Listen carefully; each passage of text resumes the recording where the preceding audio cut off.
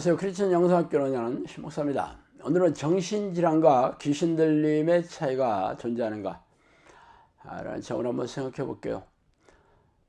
정신과 의사들은 귀신의 실체를 인정하지 않으므로 귀신 들린 현상을 헛웃음으로 무시해버리죠.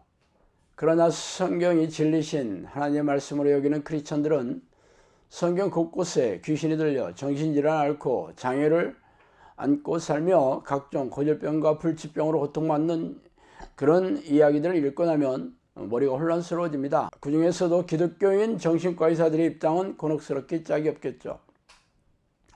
예전에 영성학교에 와서 기도훈련한 정신과 의사 부부가 있었어요.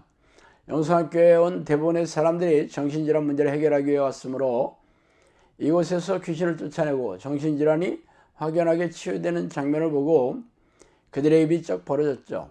그리고는 저에게 정신과 처방의 약으로는 완치가 되는 일이 거의 불가능하다면서 이렇게 치유가 신속하게 되는 것을 보고 놀라워했습니다. 그러나 이런 사건은 학회나 동료들에게 밝힐 수 없다고도 말했어요.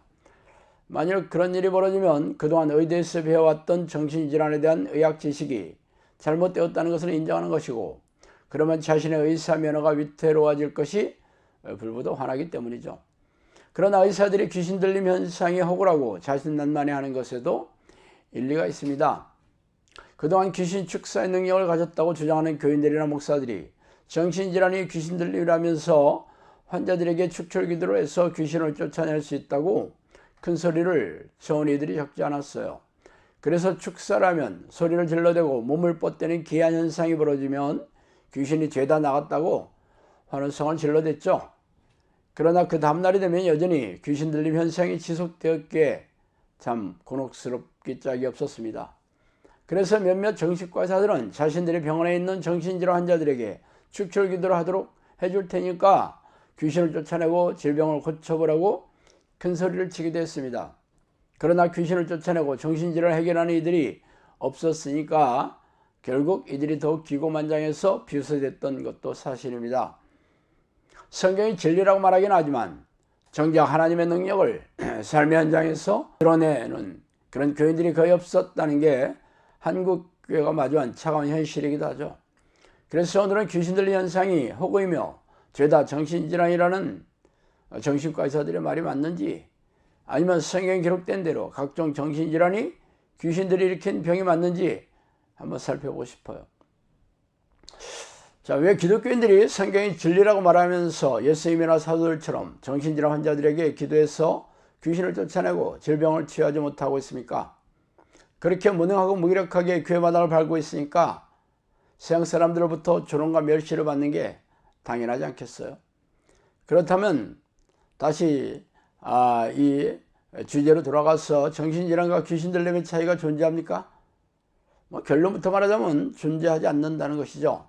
제가 사역을 시작하기 전에 대전의 원룸에서 성령으로부터 귀신의 정체와 공격 계략에 대해 훈련을 받았을 때 일입니다.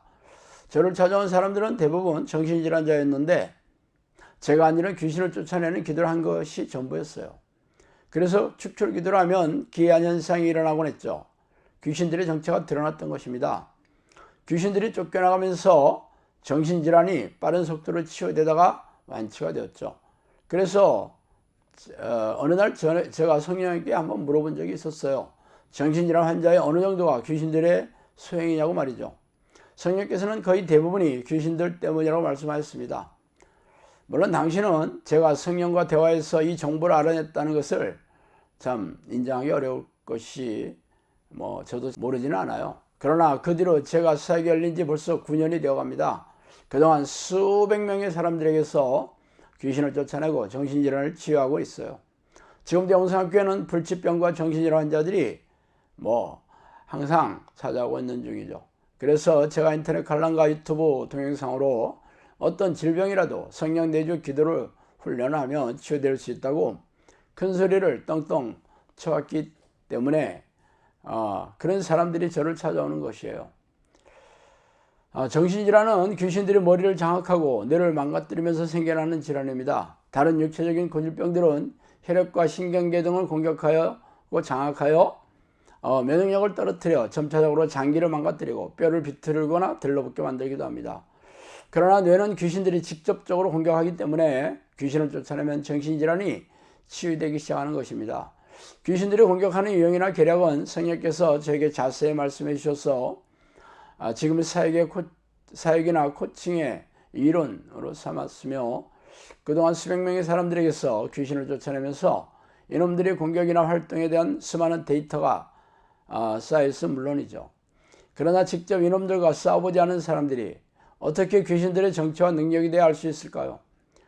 그래서 하나님을 모르는 세상 사람들은 물론이고 성경이 진리라고 철석같이 믿고 있는 크리스천조차도 눈으로 보고 직접 경험하지 못한 사실에 대해 확신하기 어려운 것도 사실입니다. 정신질환으로 평생 고생을 하다가 마지막으로 영성학교의 문을 두드린 사람들이 정신병원에 가보지 않았던 사람들이 거의 없었어요.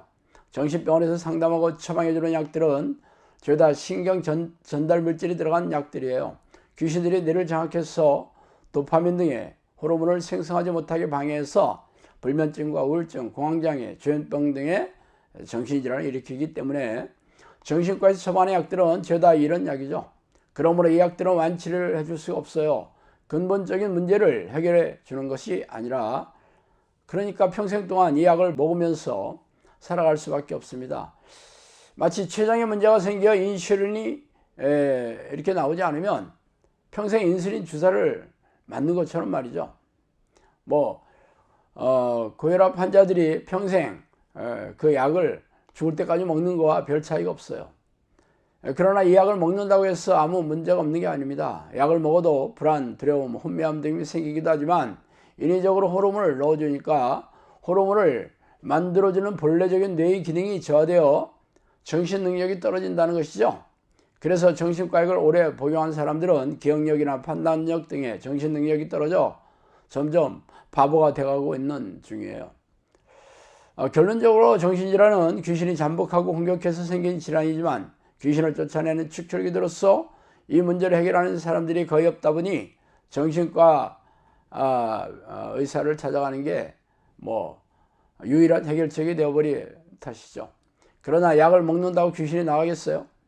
결국 평생 귀신의 포로가 되어 고통스럽게 살다 지옥불에 던져지게 될 것입니다.